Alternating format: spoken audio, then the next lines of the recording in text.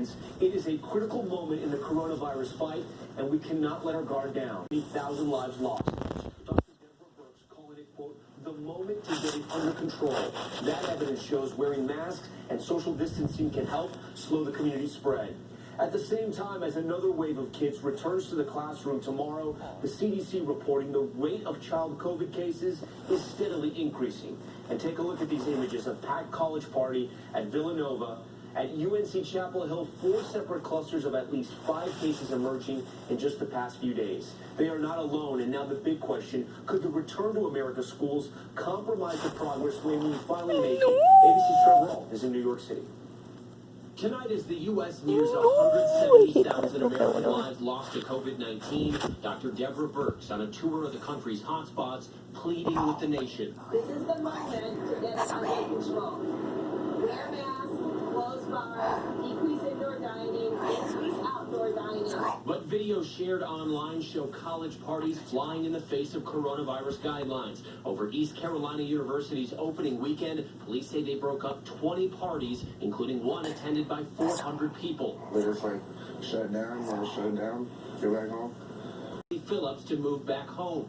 The level of anxiety I felt. Louisiana colleges, the University of Notre Dame recording 44 cases in its first week back, and an entire Oklahoma State University sorority house in quarantine after 23 members tested positive. In Arizona, it feels like they're waiting for people to get hurt, people who seem to think that COVID's just a cold. Jake France resigning from his teaching job, condemning his district's rush to return to the classroom as the state logs the highest rate of pediatric cases and hospitalizations in the country. At a district outside Phoenix, some parents applauding a mass sick out of tested positive, and 24 more are in quarantine. We knew this would happen at some point. We just didn't think it would happen one day into the school year. The CDC reporting COVID cases among children have been steadily rising. At this Oklahoma school district, 2 students went to class after getting infected. Families now divided over how to move forward. To just shut it all down to virtual is ridiculous. You need that personal interaction with teachers and students. This is not worth losing a child. I have 9 grandkids. I do not want to see them die. All right, Trevor Ault joins us now from here in New York City. And Trevor, as we've reported, minorities have been hit the hardest by this pandemic, and a new analysis shows the virus is killing younger people of color at a devastating rate. That's how the Wall Street Journal reports among white people who have died from COVID-19, only 3% were under the age of 55. Among African Americans, that number is 11%. For Latino Americans, 18%. And for Native Americans, 24%. Basically, 1 in 4 died before they turned 55 years old. Tom. Trevor Ault leading us off tonight. Trevor, thank you. Now to a developing situation outside of Austin, Texas, where multiple police officers have been shot while responding to a call. The suspect reportedly barricaded inside in the home. Let's get right to ABC's Stephanie Ramos. And Stephanie, what have we learned? Tom, here's what we know right now. Police officers swarmed the scene in this Texas town after multiple officers were shot. Dozens of officers responding to a call at home. Police say the suspect inside has barricaded himself. Authorities urging residents in this community just north of Austin to stay indoors. Now, we're told multiple agencies are responding to the scene. No word on the condition of those police officers who were shot. Tom? Okay, we'll stay on top of this story throughout the broadcast. Stephanie Ramos for us. Stephanie, thank you. Next tonight, new calls for the Postmaster General to resign amid concerns over mail-in voting in the 2020 election. Critics say cost-cutting moves by Trump donor Louis DeJoy on the job since June are putting American ballots at risk. President Trump defending DeJoy, but do Americans have a cause for concern? Here's ABC's White House correspondent Rachel Scott. Tonight, growing outrage from Democrats calling on the Postmaster General to resign, accusing Louis DeJoy, a Trump ally and GOP donor, of trying to silence millions of voters. Postmaster General who is fleeing a campaign contributor that Trump tried to undermine the Postal Service. This as Democratic lawmakers on Capitol Hill now demand an urgent hearing later this month, requesting DeJoy testify before Congress, under scrutiny for cutting back on costs and overtime just months before Election Day. Our elections are sacred. Men and women have died for them and the right to vote.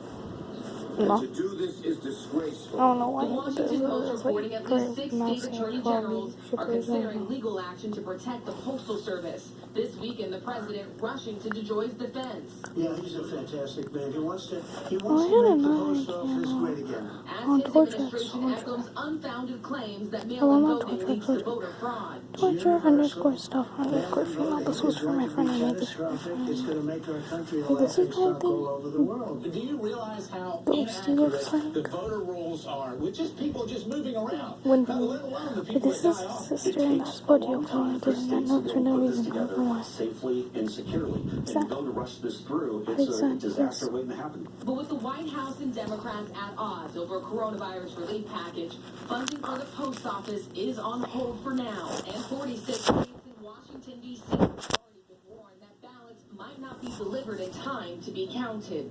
Rachel Scott is at Bedminster, where the president is spending his weekend. The outrage over the Postmaster General heating up as we head into what will be a very different convention tomorrow, Rachel.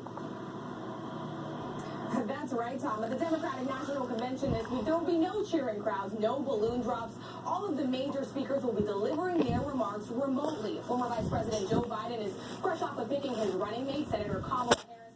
And our latest ABC News Washington Post poll shows the majority of Americans, 54%, approve of that historic pick. Tom? The Democratic Convention beginning at 7 p.m. Eastern on ABC News Live and at 10 p.m. Eastern right here on ABC Monday through Thursday. We do hope you will join us. Now to the wildfires scorching the West, fueled by record heat that has put so much strain on California's power grid that there are now rolling blackouts. ABC's Lorraine Shaw has the latest on the fire from Los Angeles. Tonight, residents of Lazaro County, California, hoping not to see this a second time. A towering funnel of fire and smoke, rarely seen and even more rarely photographed. A fire tornado. This fire is so massive and hot that it generated its own thunderstorm, which spawned this terrifying tornado in the midst of flames. It's a very tall cloud that forms through the smoke above that fire. It was part of the 20,000-acre fire north of Lake Tahoe, now on day 3. So fierce, it jumped this highway just to the rear of that parked fire truck, crossing to the right side in just seconds. Everyone around it escaped. The triple-degree heat fueling much of the fires, also having a major impact on California's electrical grid. Electricity providers implementing rolling power outages to ease the grid's burden, affecting more than 200,000 customers. California has been plagued by harsh fires in recent years. This area behind me just burned in the last year. But you can see how much dry brush there is. It is perfect fuel for this fire. And that's what firefighters are fearing going into this season. Tom? Serene, thank you. And for more on those conditions, let's get right to ABC's senior meteorologist, Rob Marciano. Rob, good evening. Good evening, Tom. Those thunderstorms across the Bay Area adding insult to injury. We do have the risk for more thunder, lightning, and gusty winds tonight, mostly inland. Take a look at the red flag warnings. They're up now from San Jose through San Francisco, all the way up through Seattle. That tropical moisture field will spawn some of those thunderstorms. Never good for firefighting. And the heat alerts, 60 million Americans in it across much of the West. And really, we got to be certain of it Tuesday and Wednesday from Sacramento back to Phoenix. Tonight, severe thunderstorm watches across the High Plains, a fresh lesson across the Great Lakes, and a pretty strong coastal low across the Northeast that will be moving out tomorrow. Tom, Violent weekend across several major American cities, from a block party in Philly to the shots fired inside Grand Central right here in New York. ABC's Alex Brachet has the latest. Tonight, violence erupting in 3 major cities. More than 24 shootings in New York City in less than 48 hours. A manhunt underway for the suspect who killed off-duty corrections officer John Jeff in Queens. In Manhattan, a shooting at Grand Central Terminal. Authorities releasing the surveillance image of the masked suspect. In North Philadelphia Saturday night, police rushing to the scene as gunfire erupts at a block party. A crowd of 300 young adults gathered. Responding officers coming under fire themselves. More than 60 shell cases, including one when I was recording my audio messed up in Cincinnati, 18 people shot in 4 separate incidents Sunday morning. Why? That's the big question. And we just have a horrific and tragic that we have this much violence and potential for that much loss of life in our city. The numbers are part of a troubling trend. There have been 32 mass shootings in August. The U.S. is now on pace for 590 mass shootings for the year.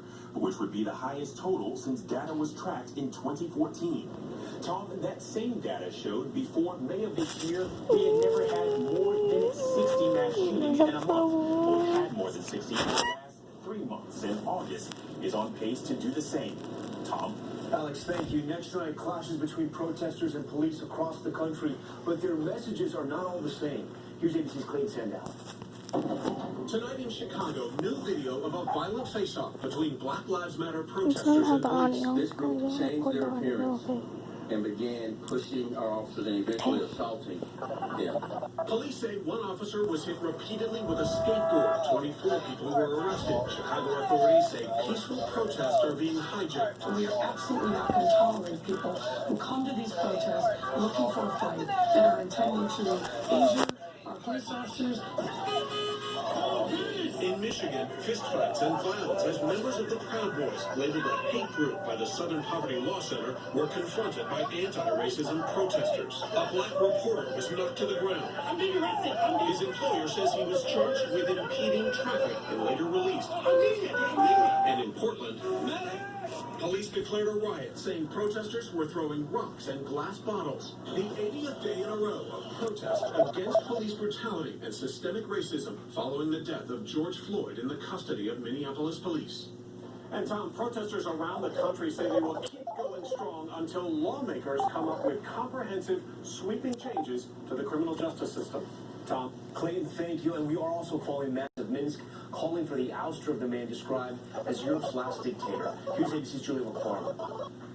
Wait, this is what needs to make confusing on pieces for a mouse. President in power for 26 years stepped down. Europe has not seen anything like this since the fall of the Berlin Wall. Our Patrick Reevell is there. This is a place that even just a few days ago, people were afraid to gather in even small groups. And now it's just this river of people behind me. Dozens of protesters have given details of beatings and torture at the hands of state security.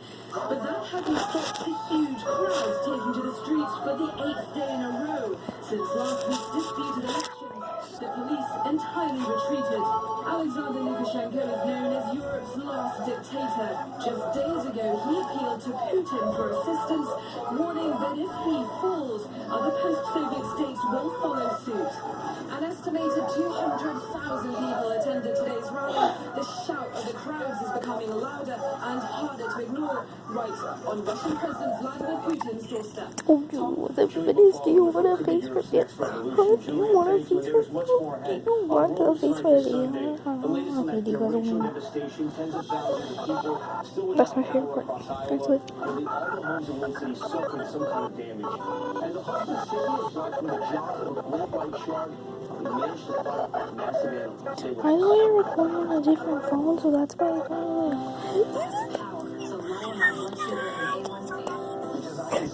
I record on a different phone, so that's why I don't upload as much. Sorry. Yeah, I kind of gave up.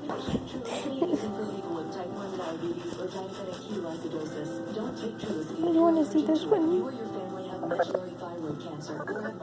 This has like 3 names mixed into one, by the way. Do you recognize anything?